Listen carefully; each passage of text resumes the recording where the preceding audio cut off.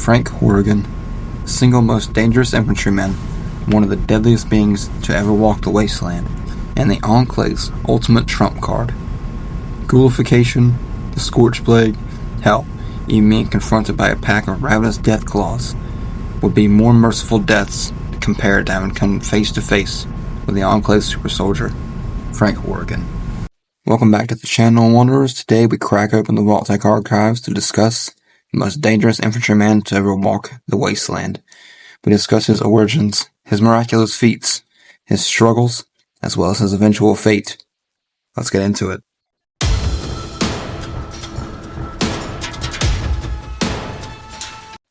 Born in 2211, Horrigan was one of the Enclave's finest soldiers.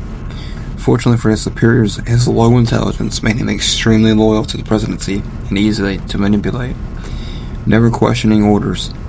This unfaltering loyalty allowed him to rise through the ranks of the Enclave's and armed forces very quickly and with relative ease.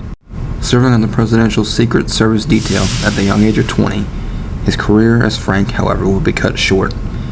His psychological issues would result in a psychotic blunder of an undisclosed nature. Afterwards, he would be transferred to wasteland operations in 2236. His unit was one of the several strike teams tasked with capturing wastelanders from Reading and other nearby settlements to use as a slave labor force in the evacuation of the Mariposa military base.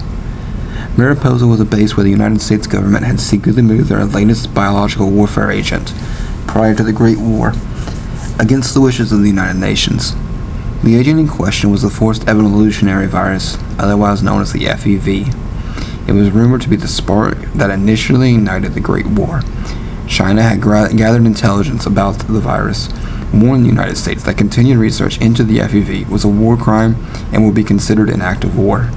Allegedly, America stood down while secretly moving the project to a separate base. Chinese intelligence again caught wind of this and swiftly responded with the first bombs. Whether this is factual, we do not know. After all, the Fallout show does seem to hint at Vault-Tec dropping the first bombs. Eventually, excavations would begin in September. The slave force the Enclave had rounded up did a sufficient job at digging into the collapsed base. However, due to the nature of the mission, the defenseless wastelanders making up the slave force would be exposed to low levels of the FEV virus amongst the ruins. The team would begin to mutate before their very eyes. At this time, Frank had also accidentally been exposed to the virus. The Enclave, being the shitty organization that they are, saw an opportunity. They would shuttle the special agent off to the oil rig for further study. What ensued was 2 years of absolute torture for Frank. He was kept under heavy sedation as the Enclave scientists, also known as the Chemical Corps, would mercilessly operate and study on his newly mutating body. There were a few occasions where the sedative keeping Horrigan subdued would not be enough to quell his rage. He would break free of his constraints, and what followed would be a bloodbath, occasionally killing scientists. The mutation process was slow and agonizing. His body was slowly turning from human to super mutant. It is rumored that his size was 12 feet tall, an absolutely behemoth of a man. And speaking of which, there is a branch of super mutants that are incredibly close in physiology as the special agent himself. Behemoth are extremely large super mutants that can tower over 20 feet tall, hulking over any other life forms in the wasteland. They typically carry around large blunt clubs made up of things like fire hydrants attached to water pipes. They also fling boulders from shopping carts that they string to their backs as a makeshift quiver.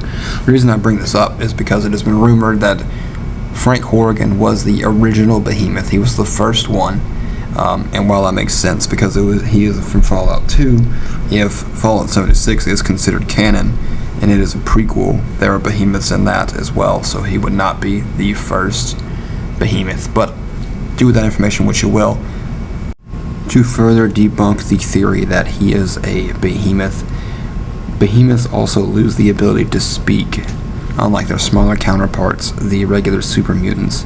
Frank, while he did gain extraordinary levels of strength, as well as become single-minded, as is common with the behemoth mutation, he retained his ability to speak and was actually still pretty smart. The Enclave test would help, and they would genetically modify Frank with variations of the FEV virus that were frequently injected into his body. The result was a unique and genetically engineered mutant, a true anomaly. Unfortunately for the Wastelanders, in January 2239, the chemical cores test began to run dry, and there was nothing more that they could learn from Frank. Afterwards, the Enclave's higher-ups would begin to pitch the idea of actually redeploying Frank into the field to be used as an unstoppable weapon against anyone who got between the Enclaves and its goals for dominating the Wasteland. Also, if you guys are enjoying the channel, enjoying the content, please leave a like and a sub. It really helps the channel grow. Also, if you want to help the channel monetarily, we have a Patreon that has all kinds of cool perks like, early access to our stuff, members-only videos once a month, as well as getting to play with us here at the channel. On a custom world, I actually do take suggestions on the settings and such, but I will link the information for that down in the comments. March 27th, 2239. Frank would be sealed into a unique set of X-01 power armor, designed to perfectly fit his physique. The Enclave was ready for the next step. Horrigan will be equipped with a hardened composite blade for close-range combat, as well as a plasma cannon to take down targets from a distance. It is to be noted, however, that Horrigan did not need a weapon. He, on one occasion, punched into a deathclaw, ripping it clean in half. After a number of field missions ended in absolutely horrific successes, Horrigan would become the Enclave's answer to any and all of the most difficult problems. Nearly 3 years of heavy experimentation, the Enclave chemical cores had created a new model of super mutant, towering over the average human. With incredible levels of endurance, strength, and even speed, his power armor, grafted onto his skin, was quite literally his life. It would continue to inject Horrigan with stabilizing agents as well as drugs to constantly push his abilities to the maximum. In addition, the Enclave would go on to provide the super mutant with even more cybernetic enhancements in the form of bionic eyes, arm control mechanisms, leg rotators, to name a few. There were many, many more. Horrigan would, despite his appearance, not refer to himself as a mutant. After all, the Enclave could not stand mutants, and the thought that he may be what his family despised the most was absolutely maddening and not something he would be able to handle. To the scientists, he was an extremely successful experiment, and to his service members, he was a genetically engineered freak, though it's understandable why none of them would say this to Horrigan directly. He was deployed extensively into the Wasteland, entrusted to protect the interests of the Enclave, whatever means necessary. This was just fine with him because Horrigan was merciless. On one occasion, an elderly man would desert the Enclave. Naturally, someone who knew so much of their operation could not be allowed to just walk away. Horrigan would hunt down the man, shooting him in the head in front of his wife and child, before killing them both as well without a second's hesitation. He would also exterminate the rebellious Deathclaws inhabiting Vault 13 without a moment's worth of mercy.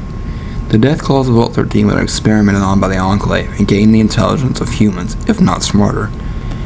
After discovering the nature of the Enclave, they would decide to abandon their cause. This would ultimately lead to their extinction at the hands of the Wasteland's Juggernaut, Frank Horrigan. In San Francisco, Horrigan would lay siege to the Brotherhood of Steel bunker, searching for stolen vertibird plans. He would be confronted by Matthew, a Brotherhood knight who stood up to Horrigan. In response, Horrigan would laugh at the pathetic attempt on his life, before dispatching him with a single strike. His reign of terror would last a short time longer before being confronted by the Chosen One in 2242. The Chosen One would destroy the computer inside the control station, triggering a meltdown. Horrigan would secure the exit to the PMV Valdez in an attempt to stop the Chosen One from escaping the oil rig. He would be mortally wounded in the ensuing battle. The damage to his exosuit was too extensive. His lower half would be blown to bits. Somehow, this mortal wound would not be enough to kill him outright. He would activate the self-destruct sequence and get up on his hands to taunt the Chosen one last time, before the pressure in his suit systems would prove too much. The pressure would blow his head clean off. His final words are as follows. You haven't won here. You and your muty bastard friends are gonna join me in a big ol' mushroom cloud send-off. I just triggered the self-destruct. The work will go on. You didn't do here except seal your own death warrants. Duty. Honor. Courage. Semper Fi. Even in the face of years of unimaginable torture, countless genetic augmentations, and even his fellow soldiers despising him, Frank would remain unquestionably loyal to the Enclave and their mission until the very end. Thanks for watching, guys. I hope you enjoyed. Catch us next time in the next episode where we cover the origins of Liberty Prime. I hope you guys enjoyed. If you did, make sure you like and sub. It really helps the channel. I'll catch you guys in the next one.